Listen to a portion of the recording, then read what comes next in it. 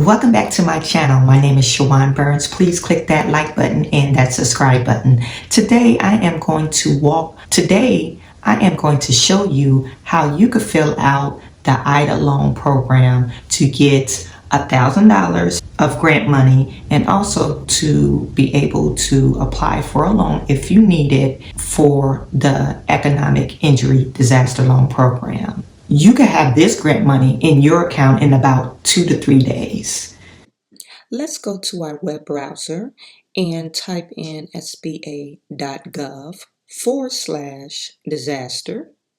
And as you can see, I've already have it saved in my web browser. So if you click on that, it takes you to SBA landing page, and you will see disaster assistance.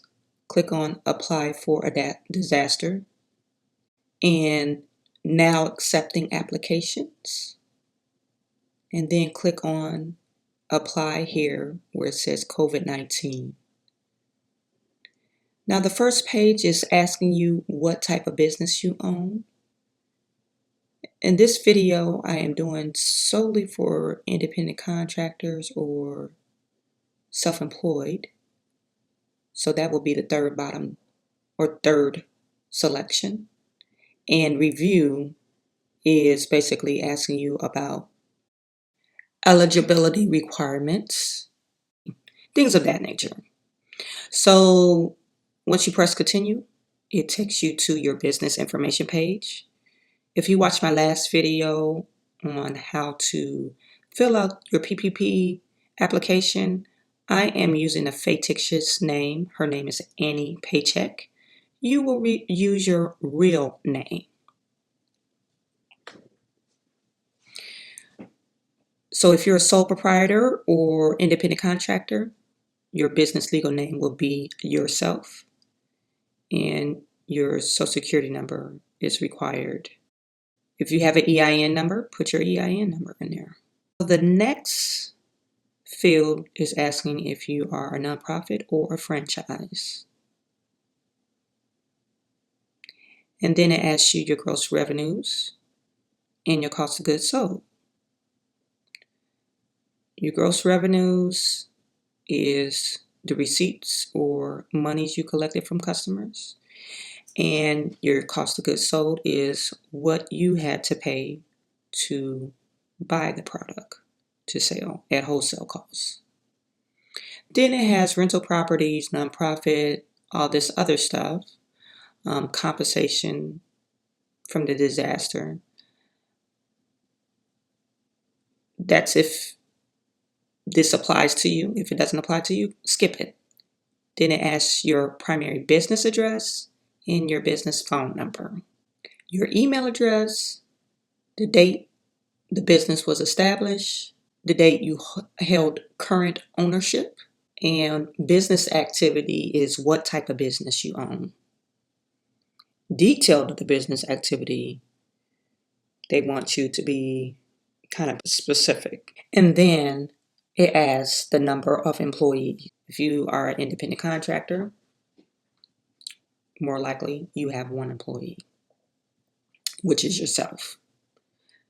Now the next page is business ownership, business owner information. Is your business owned by a business entity? That should be no. Then you put your information in, your email address, your social security number and date of birth. They'll ask you for the place of birth and your residential street address. So once you get all your information filled out, click next. This is additional information if you have any criminal background. If you are assisting filling an application out for a person, you'll fill that portion in, but I'm assuming it's for yourself. And do not click that box. Make sure it stays checked. I would like to be considered for an advance up to $10,000. Put your banking information in there. A lot of times when you put banking information in there, it's usually the routing number first. However, SBA has the account number first. So you want to make sure you have your information in there right. I've been receiving a lot of comments saying their banking information is wrong and SBA is not sending them the grants. You want to certify and hit next. You want to review your information. You notice on there, it doesn't say if you want to be considered for the grant. It doesn't even have that on there. So you have to make sure that stays checked. And note your application number. Your application is submitted. So I applied for my husband on, and this is no lie, I applied for my husband on, I think it was Monday. He received the loan portal yesterday and I was pissed off. This guy received the loan portal on yesterday.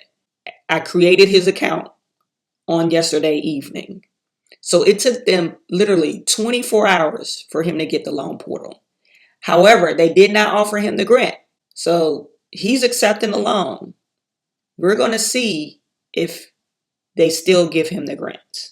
Well, hopefully you took value of this video. Please let me know in the comments section what you will use your $1,000 grant for.